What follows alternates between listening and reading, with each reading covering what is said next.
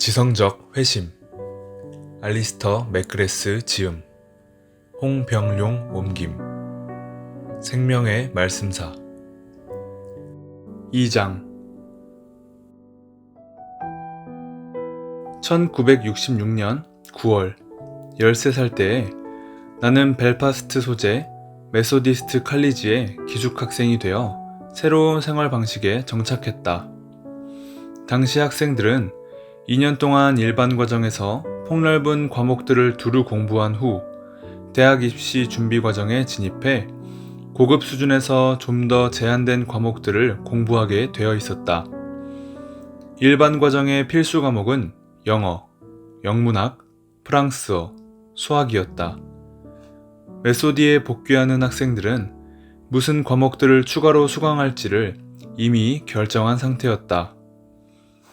나는 신입생이라서 등교하는 첫날 아침에 그런 결정을 내려서 나의 관심 분야를 복잡한 시간표에 맞춰 넣어야 했다. 그래서 첫날 나의 담당 교사와 15분 동안 만났고, 그는 내가 좋아하는 것과 내가 잘한다고 생각하는 것에 대해 물어보았다. 대화가 끝나자 그는 나에게 수학, 화학, 물리학, 생물학을 추가로 공부하라고 지시하고 나와 함께 개인적인 시간표를 짰다. 메소디의 기숙학생들은 두 가지 필수 조건을 지켜야 했다. 첫째는 일요일에 교회에 출석하는 것, 둘째는 평일 저녁마다 그날 수업 시간에 배운 내용을 복습하고 주어진 읽기 또는 글쓰기 프로젝트를 수행하는 것이었다. 교회 출석은 메소디의 역사를 감안하면 그 역할을 이해할 수 있었으나 나에게는 지루하고 무의미해 보였다. 일요일마다 스스로를 아일랜드 교회로 규정한 우리는 아침 기도회에 참석하기 위해 리스번가를 따라 성 토머스 교회로 걸어갔다. 나는 기도서를 슬슬 넘기며 시간을 보내면서 도대체 누가 언어적으로 모호하고 지적으로 받아들일 수 없는 이런 신조에 흥미를 느낄 수 있겠냐는 생각이 들었다.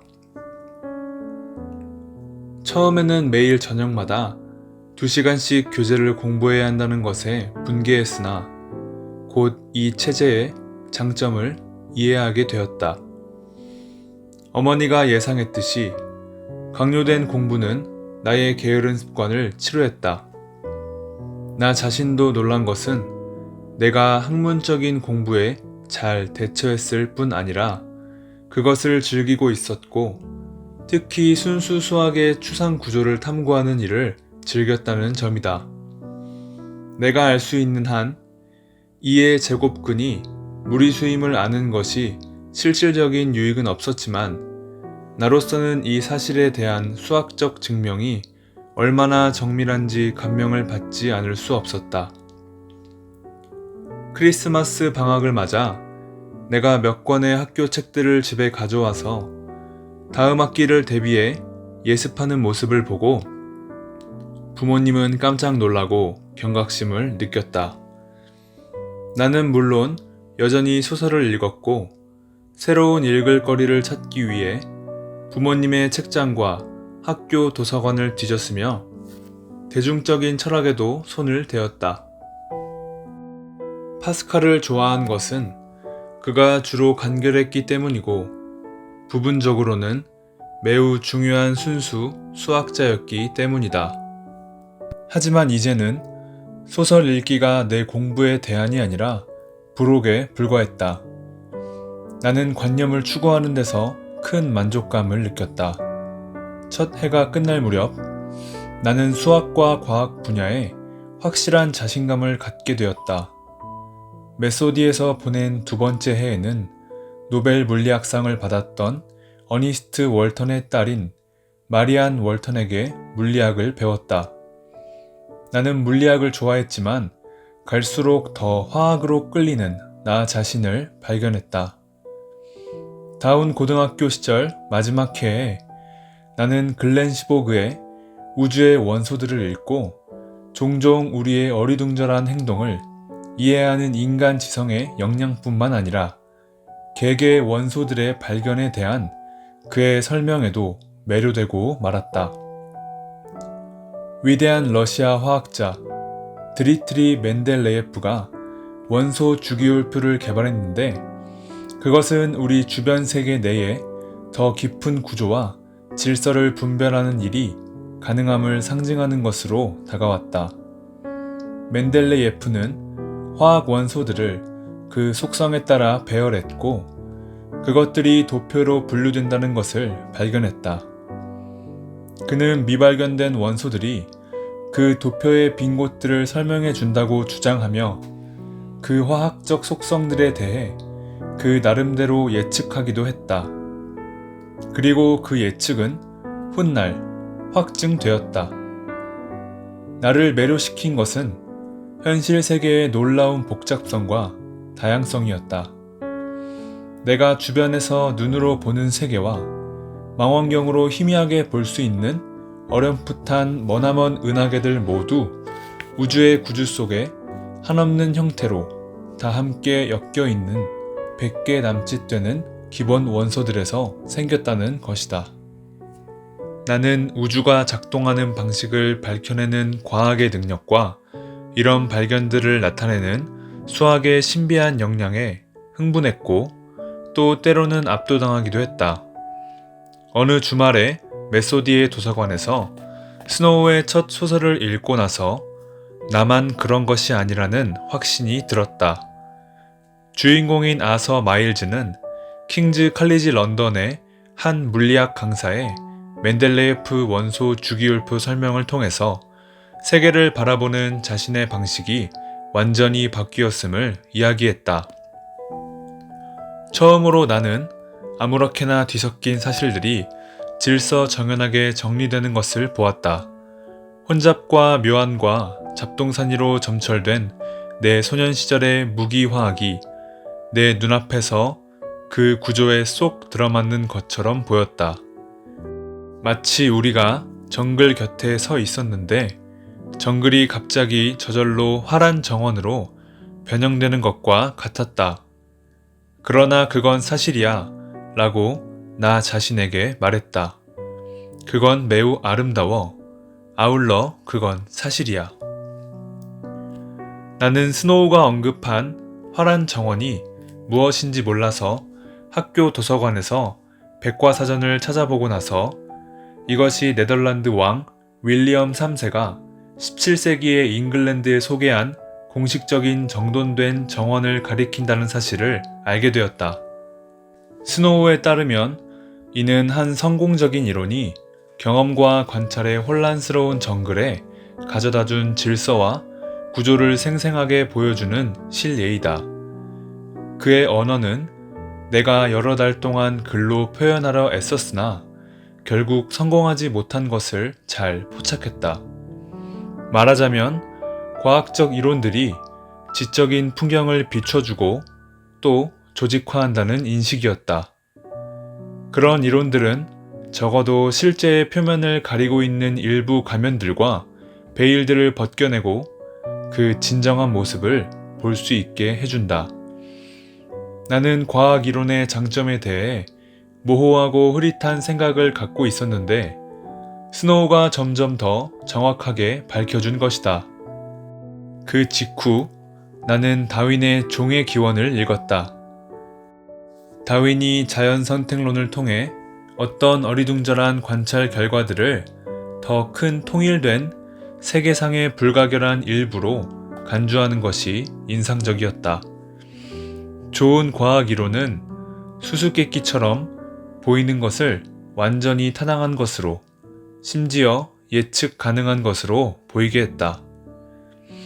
나는 비록 스노우의 언어적 탁월성이나 뛰어난 상상력에 필적할 수는 없지만 그의 설명은 나에게 지적인 확신, 즉 내가 과학 이론이 무엇에 관한 것인지를 어느 정도 파악했다는 확신을 주었다.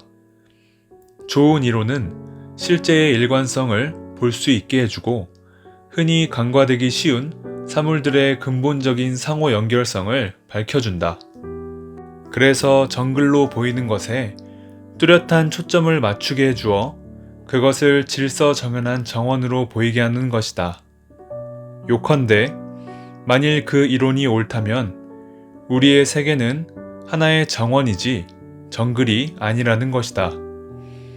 이론은 질서와 정밀함을 드러낸다. 이론은 이런 것들을 꾸며내는 게 아니라 인간 지성에 그것들을 인지할 수 있는 틀을 제공하는 것이다.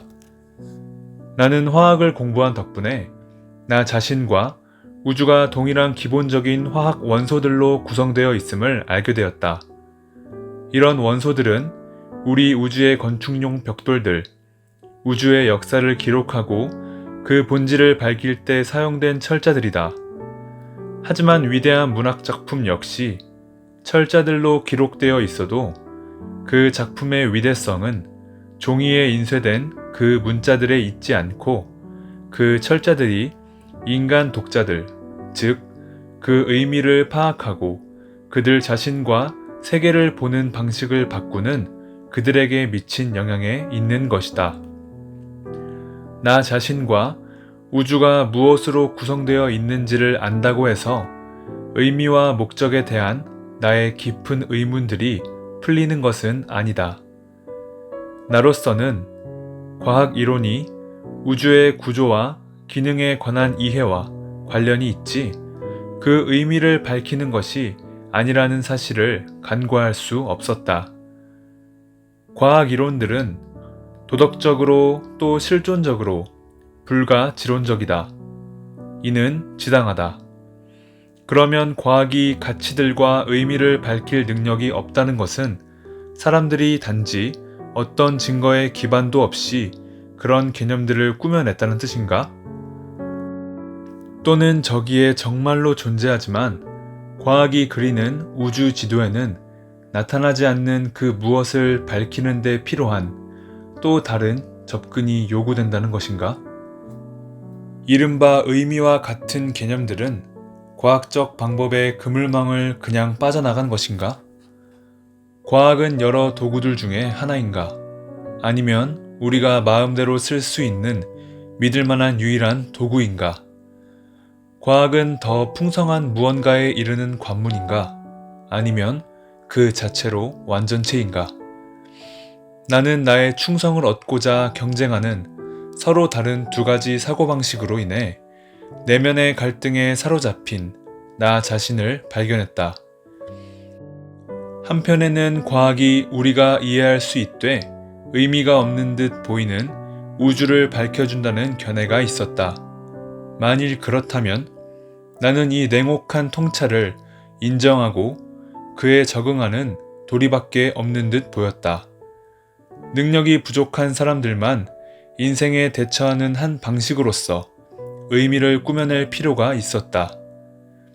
강인한 사람들은 대담하게 이런 의미의 부재를 기꺼이 수용하고 니체가 말한 형 이상학적 위로가 없이 살아가고 있었다.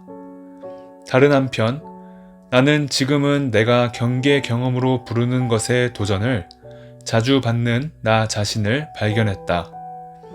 나는 종종 새로운 세계의 문지방에 서 있다는 느낌이 들곤 했는데 그 세계가 아직 완전히 드러나진 않았으나 나에게 들어오라고 손짓하는 듯했다.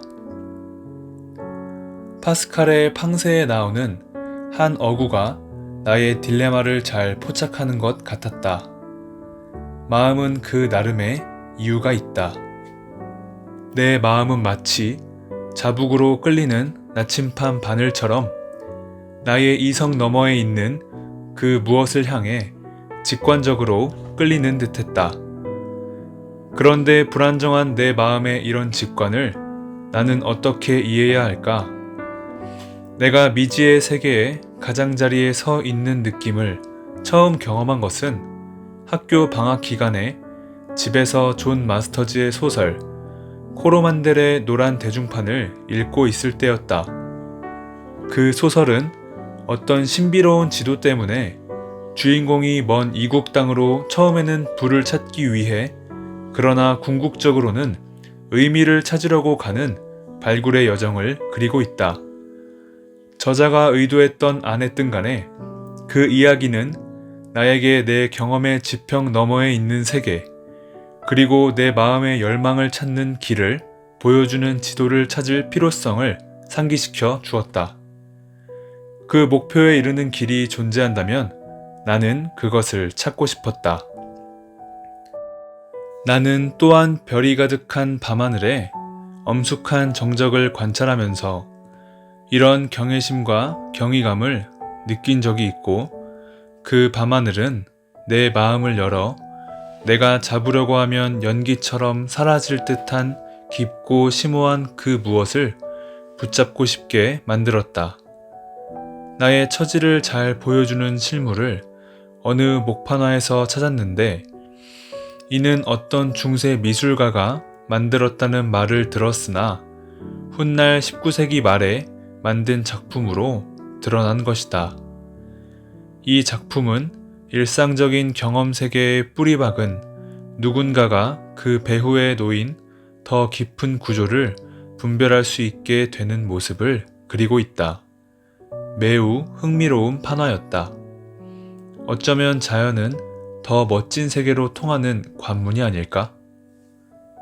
나 역시 산호섬과 같은 소설을 읽을 때나 아버지가 1930년대부터 모아놓은 우표 수집 앨범을 살펴볼 때 그와 비슷한 경험을 했다. 우표들은 흥미와 신비를 발산하는 미지의 영역들의 이름을 지니고 있어서 내가 아는 영역 너머 더 넓고 더 풍부한 세계로 향하는 창문이 되었다. 밤하늘을 바라보면 미지의 어떤 것에 가장자리 위에 서 있는 듯한 감질나는 느낌이었다. 그리고 황소자리 성운에 속한 진료성의 고요하고 엄숙한 아름다움을 경험하는 것도 그와 비슷했다. 그것은 흐릿한 창문을 통해 보는 것, 곧 저 너머에 놓인 것을 불완전하게 보는 것, 하지만 추구할 만한 무언가가 있다는 것을 알 만큼 보는 것과 같았다. 이런 경험은 내가 의미와 가치라는 더 깊은 이슈들을 수용하게 만든 만큼 나에게 중요했다. 하지만 그런 것들은 과학적 사유만큼 중요성을 부여할 수 없다고 생각했다. 과학은 객관적인 데 비해 이런 경험은 분명히 주관적이기 때문이었다. 그러나 우리의 세계가 작동하는 방식에 대해 더 많이 이해할수록 그 세계는 점점 더 무의미한 것처럼 보였다. 별빛 어린 하늘이 정말 아름답게 보일지라도 그것은 단지 우주가 무의미하고 인간이 보잘것없다는 것을 보여주는 우아한 상징에 불과했다. 나를 불안하게 하고 또 흥분시켰던 이런 생각은 특히 아일랜드의 겨울 밤하늘에 뚜렷했던 오리온 성운의 중심에 있는 세 개의 별을 바라볼 때 떠오르곤 했다. 내가 읽은 책들에 따르면 그 세 개의 별은 너무나 멀리 떨어져 있어서 그 중에 가장 먼 곳에 있는 별에서 오는 빛이 지구에 도달하는 데 3000년 이상이 걸린다고 했다. 그래서 내가 보고 있는 그 별은 당시의 모습이 아니라 1000년도 더 지난 모습이라는 것을 이해하게 되었다. 밤하늘을 관찰하는 것은 사실상 일종의 시간 여행이었다. 하지만 그 흥미진진한 통찰과 더불어 우주의 시간 척도에 비춰보면 인간이 얼마나 보잘것없는 존재인지를 나는 받아들이기가 무척 힘들었다. 테니슨의 시, 시내에 나오는 글귀가 이런 우주에 대한 나의 느낌을 잘 표현했다. 사람들은 왔다가 가지만 나는 영원히 움직인다네. 초기에는 내가 밤하늘을 볼 때 그 하늘을 나에게 경외심을 불러일으키고 그 신비 속으로 들어가고픈 갈망을 품게 하는 아름답고 경이로운 것으로 여겼다. 이 경이감은 예컨대 프레드 호일의 우주의 본질을 읽을 때처럼 우주를 이해하고픈 갈망에 이르는 관문이 되었다. 하지만 나는 우주의 의미를 도무지 알 수 없었다. 우주는 그냥 존재했을 뿐이다. 조셉 콜라드처럼 나는 이슬 젖고 맑고 별이 빛나는 밤을 끔찍한 외로움의 증거, 영혼 없이 반짝이는 우주의 찬란한 계시에 잃어버린 우리 지구촌의 절망적인 모호한 보잘것없음의 화려한 증거로 우리의 자존심이 짓밟히는 것으로 생각하기에 이르렀다. 그럼에도 불구하고 나는 우주의 물리적 방대함이 우리 인간의 중요성을 없애버린다는 생각에 저항했다. 특히 우리는 그 방대함을 생각하고 파악할 수 있고 또 그것이 우리의 의미와 가치에 어떤 의미가 있는지를 성찰할 수 있는 능력이 있기 때문이었다. 만일 의미가 우주에 내재되어 있지 않고 그 의미를 창조하는 나의 결정 속에 존재한다면, 즉, 우주를 특정한 방식으로 보기로 내가 선택하는 것에 달려 있다면 어떻게 될까? 우주의 구조에서 출현했던 사람인 나는 우주의 복잡성에 대해 어느 정도 이해할 수 있다. 이는 의미심장한 사실이 아닌가? 적어도 나에게는. 나는 이런 의문을 해결하는데 완전히 실패한 후 1968년 6월에 예정되었던 대학 입시 준비과정 선발 시험에 집중하는 동안 그 문제를 한쪽으로 제쳐놓기로 결심했다. 나로서는 해답을 도무지 찾을 수 없는 인생의 의미에 관한 질문보다 프랑스어의 불규칙 동사에 집중하는 편이 훨씬 더 쉬웠다. 그해 늦여름에 어머니는 시험 결과를 보러 나를 데리고 메소디로 갔다. 그 결과는 노심초사하는 우리가 밖에서도 잘 볼 수 있도록 1층 교실의 창문에 붙어 있었다. 어머니가 나를 배려해 차에서 기다리는 동안 나는 여러 친구들과 함께 내 이름을 찾고 싶어 안달하며 명단을 샅샅이 뒤졌는데 우리가 명단 곁에 기록된 성적을 정말로 알고 싶어 했는지는 잘 모르겠다. 나는 마음을 단단히 무장했다. 가능한 한 빨리 이 문제를 넘어가는 것이 최선이었다. 결국은 내가 영문학, 영어, 프랑스어 과목에 양호한 성적으로 합격했다는 사실을 알았다. 그러나 더 중요한 점은 내가 이제 수학과 과학을 전공하기 위해 대학 입시 준비 과정에 들어갈 수 있게 되었음을 알고 굉장한 안도감을 느낀 것이었다. 다른 모든 과목에서는 최고 성적을 거두었다.